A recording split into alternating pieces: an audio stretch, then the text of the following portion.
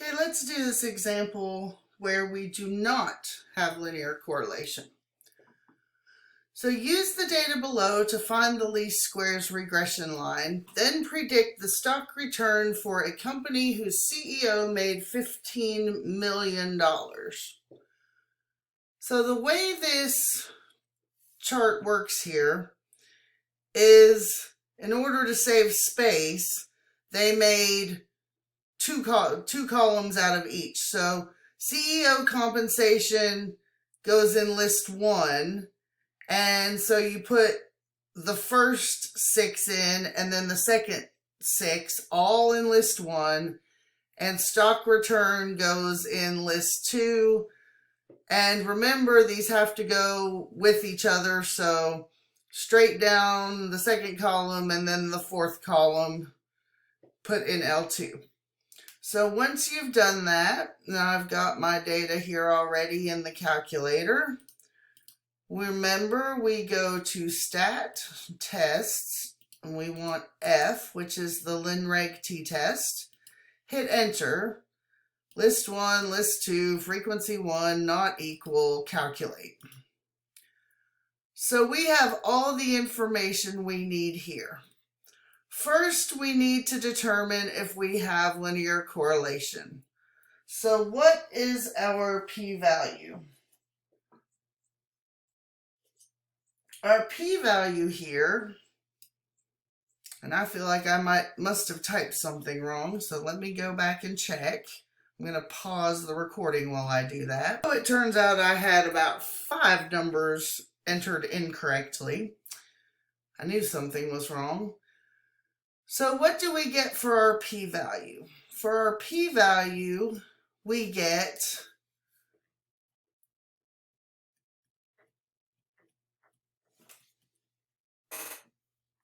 0.9772.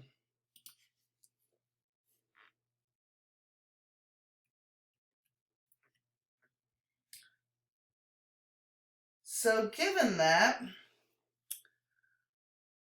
and assuming an alpha of 0.05, which is what we do if they don't tell us, then we have the p-value is definitely greater than alpha, which means no linear correlation.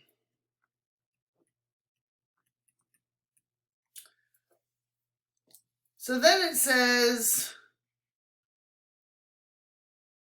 find the mean, and we want the mean of the response variable, meaning find the mean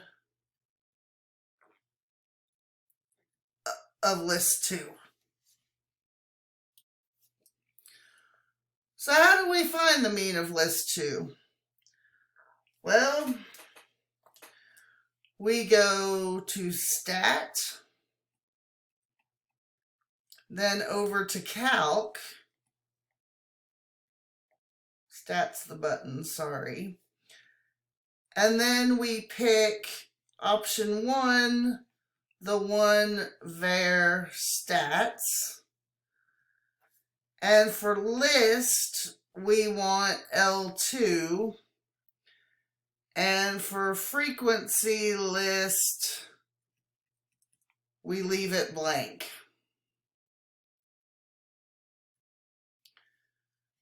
Okay, so let's do that on the calculator. So I will go second mode to quit out of there. Stat, over to Calc, 1 var stats. Remember, to get L2 where the list is, we hit the second key and then the number 2. And now we just go to calculate. So remember, the sample mean is always X bar. So it's 37.98. And we will just go to 2 decimal places because that's how many decimal places our response variable had in the data table. Now, the trick here is we're talking about our response variable. So that means it's y bar, even though the calculator tells us x bar. So that's 37.98. So while we're at it, let's write down our equation. We can have, if I scroll down, oops, sorry, we need to go back to our test here. So go back to the Linreg t-test. And let's write down A and B so we have our equation. So we have, I'm going to put these off the screen here. Our equation, so the least, I'm just going to call it the least squares line, is y hat equals 0.0426x plus 37.657.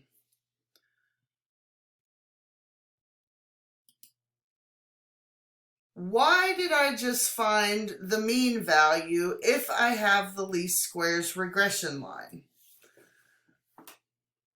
The calculator will always give us an equation of a line that is the least squares regression line.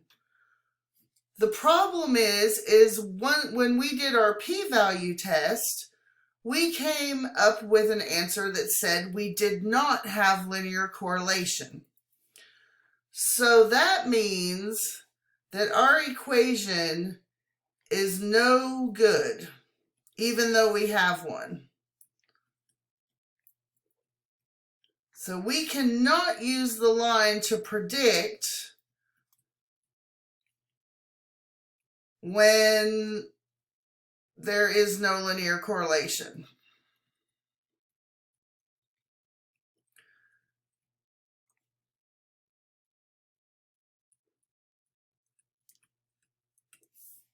So when we cannot use the regression line, we use the mean of the response variable. So since the least squares line is no good,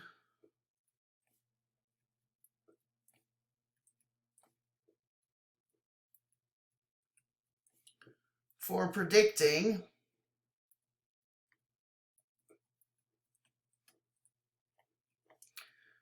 we use y bar. So that means that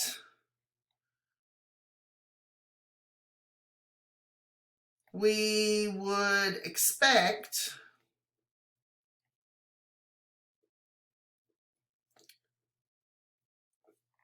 the stock return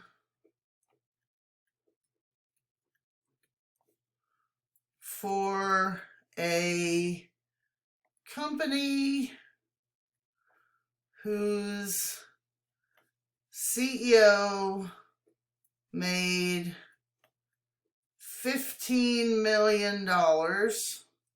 Whoops.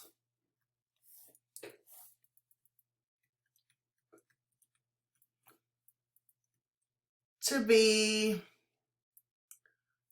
37.98% on average.